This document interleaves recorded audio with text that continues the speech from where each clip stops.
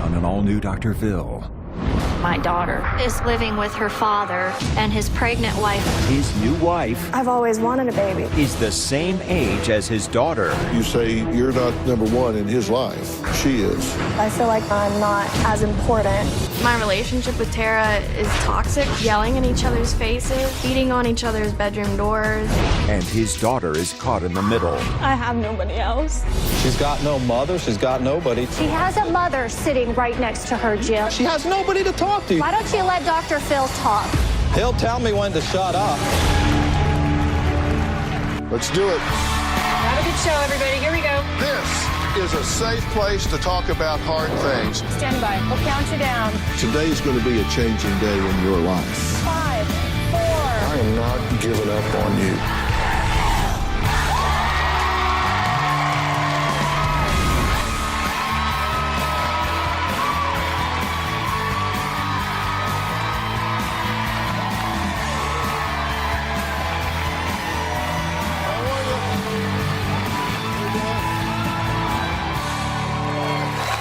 Yesterday we met Christina, who emailed me desperate to help her 21-year-old daughter Tara, who she says is living in a toxic situation with what she calls her narcissistic ex-husband Jim and his new wife, who just happens to be the same age as their daughter. But Jim says Christina has no right to criticize because she walked out on Tara when she was 13. Here's what's happened so far.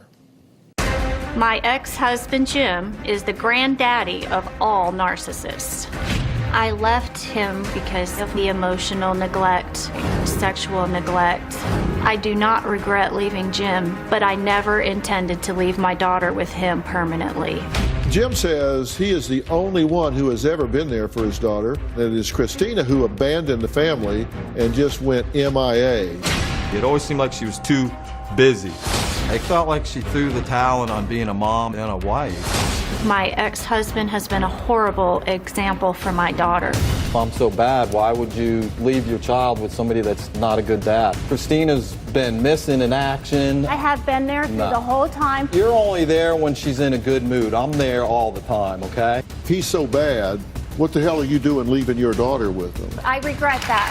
Dr. Phil, that is the one thing that has haunted me. You gotta be there for her still, no matter what. I am there for her. I mean, a little It's girl not needs like her mother. You forget all the It's good at stuff your- I do. it's He at your forgets all the good convenience, stuff okay? that I I do. live it. Well, let me be real live clear it. about one thing. I'm not even almost here to try to fix this. Tara says she cannot understand why her mother abandoned her and feels nothing but anger and resentment towards her. Once she left, I felt empty and alone and really confused. I definitely have felt more anxious and overwhelmed. I feel mad. I have anger in me that I can't let go of. I feel like my heart's beating out of my chest. Feeling alone and abandoned amplifies whatever these problems are that I'm dealing with. When you say you feel your heart pounding in your chest, what do you say to yourself in your head? Like, you're stupid, you suck, you're gonna fail. Maybe if you were a better child, she wouldn't have left. That's how I feel a lot of times. Jim has allowed my daughter to do exotic dancing and provocative webcam videos from her bedroom. If she's gonna try to make money without being around a lot of people, I thought the webcamming worked. I'm really not proud of it. It's not something that I necessarily wanted to do, but basically just like dancing at home. I need you to tell me, dad to dad, what you say to yourself when you know that your precious child is down the hall on a webcam, taking her clothes off and doing things for money. I'm not there, I'm at work. Did somebody write stupid on my forehead? To make matters more complicated, Jim recently married Tara's high school friend, who's now 20 weeks pregnant. Tara is currently living with her father and his pregnant wife, Kelsey, who happens to be the same age as her.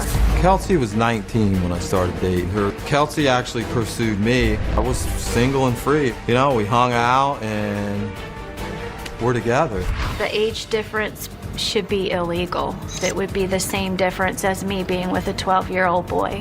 Somebody might think I have a problem now, but that's their problem. The living conditions that Tara is in are absolutely deplorable. We all have our own demons. We all have our own struggles. I have a message on my phone stating that Kelsey had climbed out the window and Tara had to jump in front of the car to stop her. It's been crazy here today. She's trying to climb out the window and drive Dad's car off and wreck it, and I've called the cops. There's some competition between Kelsey and Tara because Tara pays rent. I don't make enough money to support us all. Yeah, but you make enough to just support her. The relationship he's in is an unhealthy one, and I don't want my daughter exposed to it. Kelsey moved in knowing the situation with Tara, but probably not realizing how bad it was. It's hard to balance. Jim's 22-year-old pregnant wife, Kelsey, says she is frightened to raise her baby with Jim in their current environment.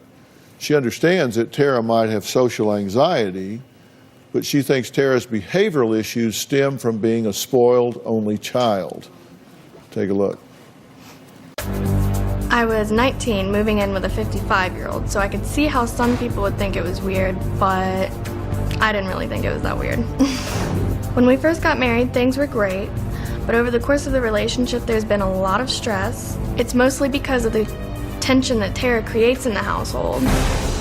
My relationship with Tara is toxic because she's a pretty negative person to be around. We used to just explode and then walk away, but now it's become more intense. We're yelling in each other's faces, we're beating on each other's bedroom doors. Jim and I had a big argument one night, and he pretty much told me that Tara's problems were more important than mine. The fact that Jim always defends Tara is the biggest problem that we have in our relationship and in the house. I think Tara has mental issues, but I think she likes to use her mental issues as a cover-up to get attention. Jim puts Tara on a pedestal, and I feel like he doesn't treat me that way, so it makes me feel like the least important woman in his life. The night before I found out I was pregnant, I wanted to leave him because of the situation, and then I found out I was pregnant, so I felt like I couldn't leave. And now I feel like I should leave him because the baby shouldn't live in that kind of environment. Well, thanks for being here. Thank you. You were going to end this relationship the day before you found out you were pregnant. Right. And I was a little confused. You say you stayed because of the baby, but yet you want to leave because of the baby. I felt like it was a very toxic situation, and it just felt like it was never ending. So I decided to leave, and then finding out I was pregnant, I'm thinking, well, I can't raise a baby on my own. I don't want the baby to feel like he's grown up in a broken home or anything. So that's part of the reason why I stayed. I've always wanted a baby. But you are going to have to make a decision whether you want to raise the baby in this environment if it doesn't change. Right, I know that. Yeah, okay. You say you're not number one in his life. She is. I feel like my needs are pushed behind and I'm not as important, so... Exactly how I felt when I was married to him, Dr. Phil. I have nobody else. That's all I had. She's got no mother. She's got nobody. So She I has a mother sitting right next to her, Jim. Right You now don't pick the I do, phone and I'm up so at 3 in grateful the for this morning. I because sit this there and never talk to her happened. all I have night, picked the which cuts into our marriage. Not going there And I again. don't like it. Stop. Okay, I don't Stop. like it. But who's she going to go to? She has nobody to talk to. You Dr. don't Phil, pick the please. phone up like I do. Narcissist I'm there. conversation Oh, order, well, please, Dr. I'm there Phil. 24/7, and Tara will tell you that. You think she's a worthless bitch and you've thrown her under the bus. I don't think that. Well, it's what you're doing every time you open your mouth. And later, A war that I fight every day, and it's hard for me to expect anyone else to understand it. do you think I understand it? I hope so. What's the difference between me and her? We're like the same age. She's my wife. What did she do that's so great to get a husband and get married? She freaks out too and has her own. She doesn't even communicate ever or talk. I was nice to my first wife. You know why I was nice to your mom until I couldn't be there emotionally. So I'm mean to her. Is that what you're saying? About me. I mean, I'm not mean to her. I just don't like fake, which seems to be the trend here. All right, let me see. I gotta go. somebody Why to don't you talk let to. Dr. Phil talk? He can help us. He'll tell me when to shut up.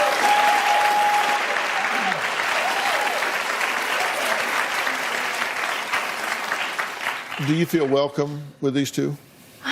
I mean, I know what Kelsey's saying, and I respect that. Like I said, I have nobody else, so this is when I get where I'm like, well, fine, then I'll just leave, and y'all have your little perfect, happy life. She means leave, like taking herself out of the picture all the way.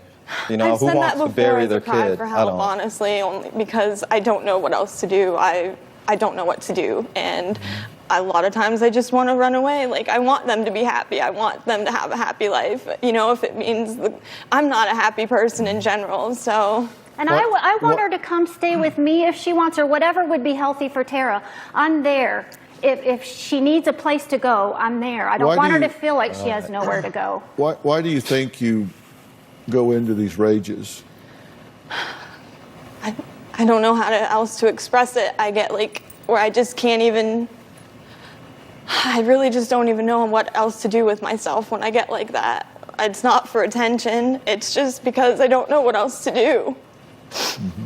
It's all night. It could be 3 a.m. She could be pacing around the carport, running around, throwing things, freaking out. It's like, but, you know, I'll sit there. I can't help her, obviously. I don't know what to do, but I've listened for years. I sit there and try to calm her down. I'll text her mother and say, can you help Tara? I'll text her mother, Nana, Tara's Nana. I'll text her, can somebody, so Tara knows somebody's there to love her besides me. And it doesn't happen. Nobody's there when she needs them. Okay, can we just agree on one thing, that you think she's a worthless bitch and you've thrown her under the bus, and that way you don't need to do that anymore? I don't think that. Well, it's what you're doing every time you open your mouth. If you put it on the camera of what happened years ago, that's not who I am now. But you're bringing it up, so I'm going to back myself up. That's not what it is. Well, I didn't say she's a worthless bitch. I'm actually proud of her for every time you open your mouth, going to college. Every time you open your mouth, you dog on her and say she's not there, she's never been there, she abandoned her, she doesn't answer the phone, et cetera, et cetera. I got it. Gotcha. I got it. Okay. So we'll just right. Okay, I got that. I got that. That's your opinion. Well, that's what. I got it. You don't need to tell me again. I got it. So we can talk about other things, because I got that. That's your opinion. Good. That you've been there and she hasn't. Got it. Sorry, Good. it's not my fault. Move on then. No, it isn't. Up next, Jim says he's torn between his wife and his daughter. So what's he going to do? I guess he'll tell us next, because we've taken this off the table. We can move on to something else. And I'm really interested in focusing on Tara, because she feels like she has no options. I think she has a whole world of options ahead of her.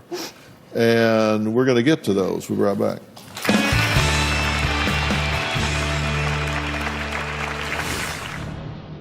Anger is a big part of it, and I do have the freakouts. I don't see the anger. I just wonder what you're hurting about so badly.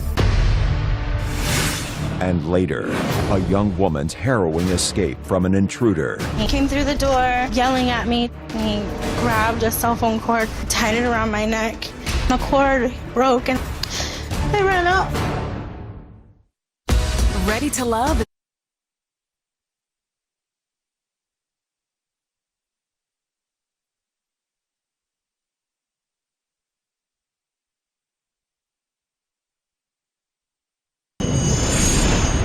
I'm just sitting here by myself, no one's talking to me, and they're in there. I don't know what they're doing, I don't really care, but it's like, okay, so she can have a freak out and basically do whatever she wants. She has someone there for her, my dad, and they can just sit there and talk and, you know, make sure she's okay. Well, I'm just sitting here and like I feel like I have no one, and I'm miserable, and I'm just like trying to be quiet and stay calm and stuff, but I don't know, this happens a lot, so here we are. Well, Tara says that she feels like she can't function in the real world. She says she's angry because her mom left when she was only 13. Christina says she just really couldn't handle her narcissistic husband, Jim. I think we've established that they're not each other's biggest fans. She blames his bad parenting on Tara's problems. And Jim says his 20-year-old pregnant wife, Kelsey, are now jeopardizing Tara's well-being. you feel like you don't really have any options, right? Yes. Yeah. And you haven't prepared yourself a lot for life, and these two parents didn't prepare you a lot for life. They allowed you to let your dysfunction take over, and so you didn't complete your education, you don't have skill sets, and all to be competitive in the real world. And look, I can't render you a diagnosis here. That would be unprofessional of me to do that. What I can tell you is what would be on my short list of considerations, and I would have a short list of considerations. And I want to tell you that I do think that anger is your default emotion.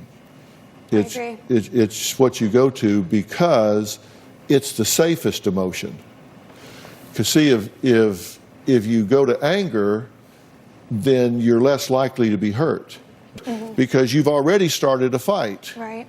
So it's not like you went and said, hey, listen, I really like you and I want you to want me and accept me. And then if you get rejected, that's painful. But if you go in and say, I don't want you to want me because I don't like you and I'm going to yell at you and scream at you, then it doesn't hurt because you never find out whether they would have let you stay.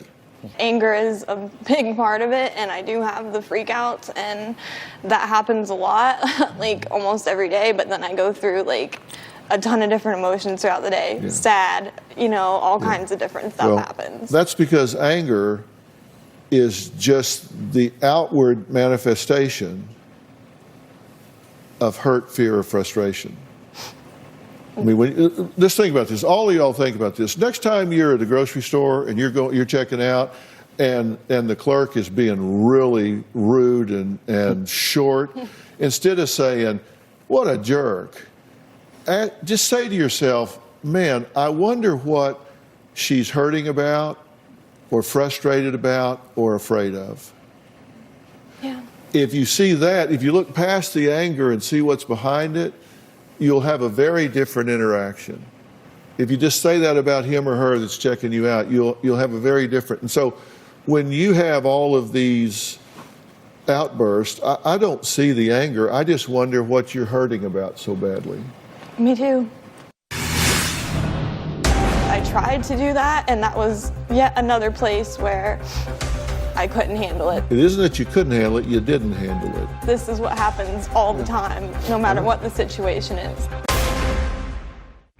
Closed captioning provided by...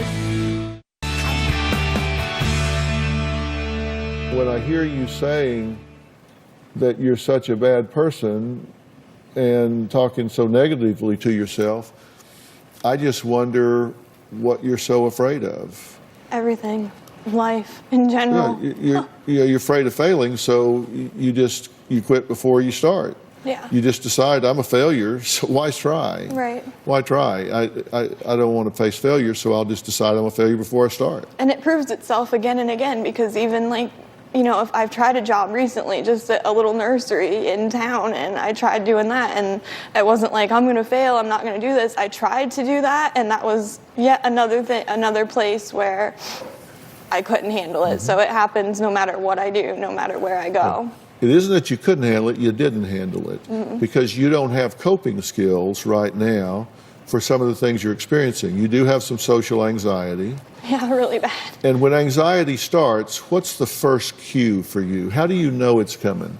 Do you get butterflies in your stomach? Do your ears get hot? Do you start getting sweaty palms? What's the first cue? Usually I just shake, can't breathe, my brain starts going. What's the very first thing? It's always different. No, it's not. There's a first thing. I don't know, I feel like I can't. I'm already feeling like that now, and I don't. Well, what is it you're feeling? Afraid. What are you feeling physically? I know what it is. Anxious. I know it's a physical symptom. I know what it is. It's shaking. You started to shake. Oftentimes I can't even put it into words what I'm feeling. It's very hard for me to But physically you started to shake. Yeah. Your hands started to shake. I'm very nervous. And you started to shake here. Yeah. And also that's the first sign. But I tell you, that sign's going to become our friend. It's not just because I'm here on it, you No, know, I know. it's just this is what happens all the time, no matter know. what the situation is. I know. That's going to become our friend, because that shaking that is the first link in the chain to the meltdown. Yeah. We're going to make that the first link in the chain to a coping sequence, because you're going to learn very soon. You're going to say, here's what Dr. Phil was talking about, and this can either cue me to meltdown or it can cue me into a coping sequence that I've learned. And so when that happens, I'm going to go into this coping sequence, and I'm going to observe myself cope and realize, holy I can do it. I can do nice. that. Wow. I watched myself do that. I didn't freak. I watched myself do it. It won't be a success-only journey, and that's okay. If you could do it 5 out of 10 times, that would be great right now, wouldn't it? Yeah. And then if you could do it 7 out of 10, then 10 out of 10. Yeah. And here's the big thing. You don't have to do it alone.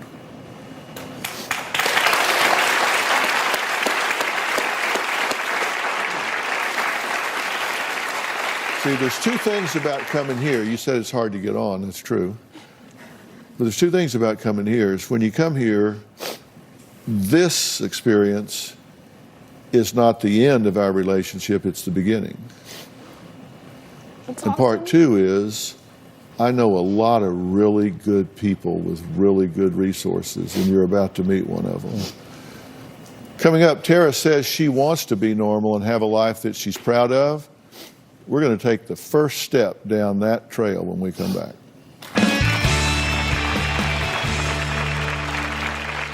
I really feel like I don't even know how anymore. I would love to go have some friends and go do something fun today, or, you know, go to a job and work, but just kind of like remove myself from everything. I do feel hopeful, and I'm looking forward to meeting you, because I know that if anybody can help me get through this, pretty sure it's you. So thank you for giving me some hope. Well, Christina emailed us saying her daughter Tara doesn't know how to deal with adversity, and she blames her ex-husband Jim for not doing some of the things that might have prepared her. She blames herself as well, because she knows she could have done more than she's done. And so you're here now, and you're glad you're here, right? Yeah. Do you feel worthy of all this attention? No. Yeah. Why do you think I ask you that? Because you think I am? Yeah. And I know you don't think so. Yeah. I know you don't think so, and so that makes you nervous, right? Because you got all this attention. You wanted to be here, you wanted to meet me, right, and Yeah. all that. But then when I'm all focused on you, you're thinking, you know, come on, move on. You know? I mean, you're spending too much time on me, right? No, I mean, I really appreciate it, obviously. It's just, like I said, this is a very difficult thing. I've spent a lot of time, like, it's in my own head. It's a war that I fight every day, and it's hard for me to expect anyone else to understand it when I don't even understand it that well myself. Do you think I understand it? I hope so. I think so. That's why I'm here. My brain's going to tell me that you don't, and it's going to fight it the whole way, but I know you do. That's why I'm here. Well, I asked you about your internal dialogue. I told you how much you tell yourself that. Yeah. I explained your anger, your social anxiety, and you're living in a highly toxic situation. And, you know, your dad down here, he said he's made some stupid mistakes along the way, and he makes some every day because he's in a pattern. But he's doing the best he knows how. Yeah. That's all he can do. He's just doing the best he knows how. I know that. Hell, he's there. Yeah. And he's here. Yeah. You got to give him credit. He came here. He's here. He's doing the best he can. And I hear you say that, you know, you really love your mother and you recognize that she's trying. Yes. And I know that she wants to be there. A lot of people just don't know how. That everybody's here. Yep.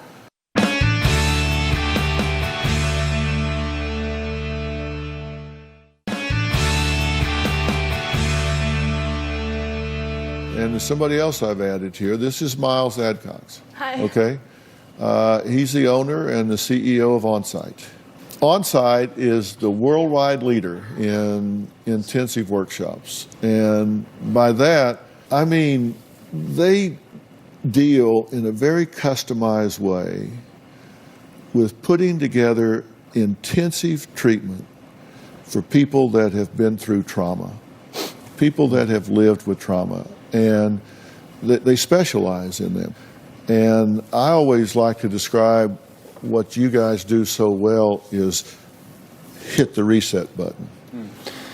I couldn't agree more. Tara, based on your circumstances, what makes sense to me is that you struggle trusting people or trusting circumstance. What doesn't make sense and what surprises me is based on your circumstances, you still run towards hope. You're a bright, intuitive, empathetic young woman. And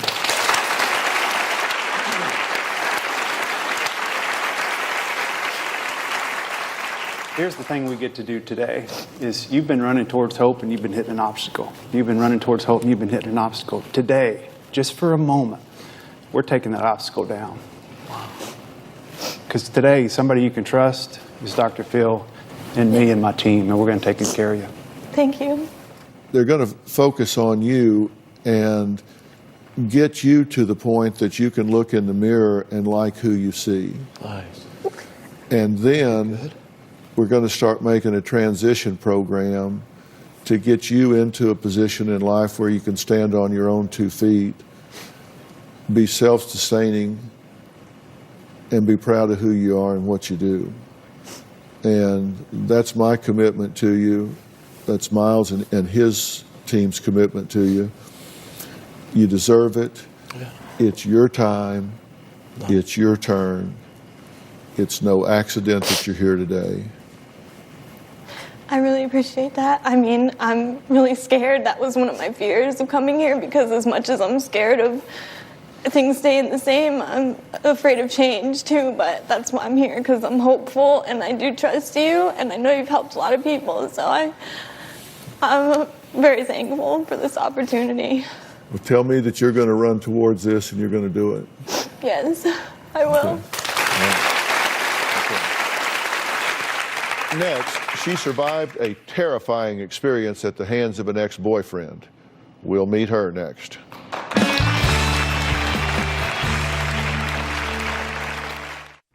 Closed captioning provided by DC is on fire every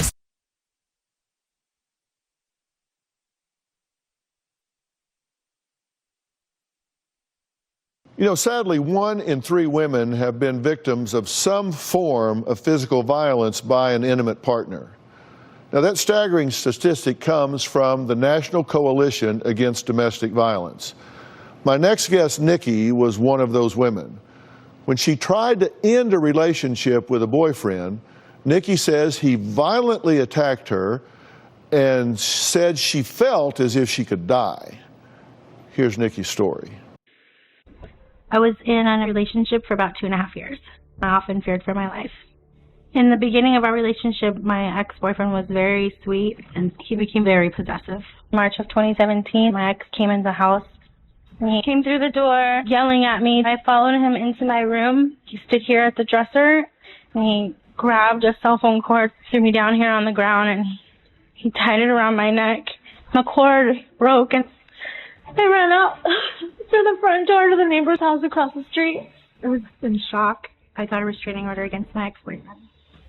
I want to start focusing on myself again. Looking in the mirror reminds me of what I've been through. Because the stress of my relationship, I'm seeing those signs on my skin. I would love to find a way to improve my skin and erase my past. Well, Robin is joining me because she is so passionate about the issue of domestic violence. So welcome, Robin. Thank you.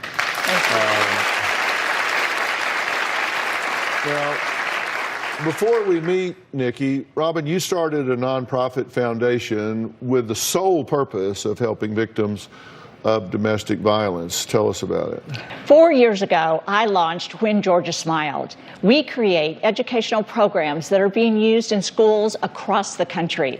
We have also created an app voted on Capitol Hill as one of the 2 top apps best at helping raise the awareness of domestic violence and sexual assault.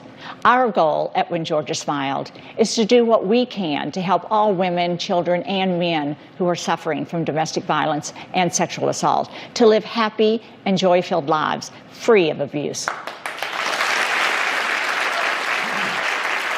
And today, we're supporting Nikki because she is a survivor. Now, as Nikki works to rebuild her life and confidence, we brought her in early, much earlier than we normally do, so we could give her, we just wanted to treat her special. We wanted to give her VIP treatment because we just felt like she deserved it. Take a look. Hi, Nikki. Hi. Dr. Phil and Robin want to give you a surprise makeover, so we pulled all these beautiful dresses just for you. Oh my gosh. Let's get you trying some things on. Okay.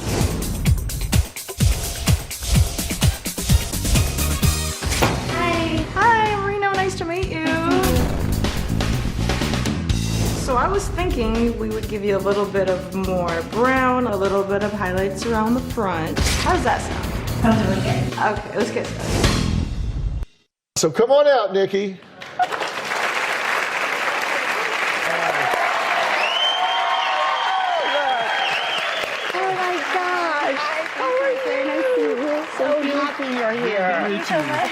Okay, you walked that with some confidence. I like that. Look at that smile on your face. Thank you. All right, Nikki, thank you for being here. I'm so glad for you to meet Robin. First of all, I have to say you look beautiful. Thank you. And I love that smile and that bounce when you came out. So how are you feeling?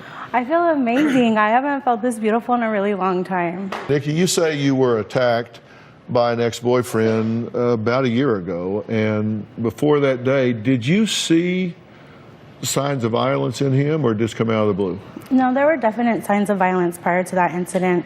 In June of 2015 was the first time he hit me, and our relationship continued to be abusive throughout the duration. And every time he would say he was sorry, and I thought he would change. Right. And you say on March 4th, he attacked you with a phone cord. Then on the 12th, you say he choked you with both hands. Fortunately, you were able to escape both times. What eventually happened to him? In March 12th of this year, I filed a restraining order. He was prosecuted in September of this year. He pled guilty to battery, and he was sentenced to 30 days in the county jail. Yeah. And, the bottom line is you got out. Now, you also mentioned that the stress you experience is showing on your face. Well, first of all, I have to tell you, what I'm seeing on your face is courage. Yeah, no doubt. Pure courage. But I am very proud of you, and I want to help you if that is what you want. Your daily skincare regime should include products specifically formulated for the face. And we also have resources for victims of domestic violence. And as Robin mentioned earlier, this app was voted as one of the top 2 on Capitol Hill. It's gotten huge response in the community that fights against domestic violence. And we want to be careful what we say about the Aspire app first. It will show up as just any other app on your phone. And we have Aspire there. And it looks like it feeds to a news service. If your abuser takes your phone, he or she would look at it and say, well, what is this? Because they, of course, want to know everything. They click on that. They go then to the options of all of the news pages out there. You see the actual news page, as we did here with Daily Mail, and they are current. And then you'll see the top bar across the top. We call that the Go button. You tap that 3 times, it takes you inside the Aspire app. And that's where you get all of the services that we offer. The most important one, of course, is it's taking you to connect with your contacts that you have chosen to instantly send a message to. That message can be, this is the time we talked about, come now. You can also have it call 911. It has a GPS tracking device on it in case your abuser takes you away from your normal location. You can press it once you're there and show them where your location is, of course. And it has a function that allows you to immediately call from the location.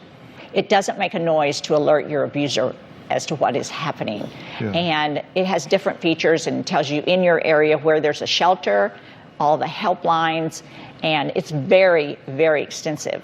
So these contacts you're talking about, you pre-program these when you're in safety. You pre-program it where it might be your mother, your neighbor, Coworker. a coworker or something where when you hit that tap, tap, tap, it sends a message instantly to those people, I'm in trouble. And this app has saved lives. Nikki, I want to wish you all the best as you continue to heal and move forward. I'm so proud of you for being here and for doing this. Thank you so much. I want to thank all of my guests today. We'll see you next time.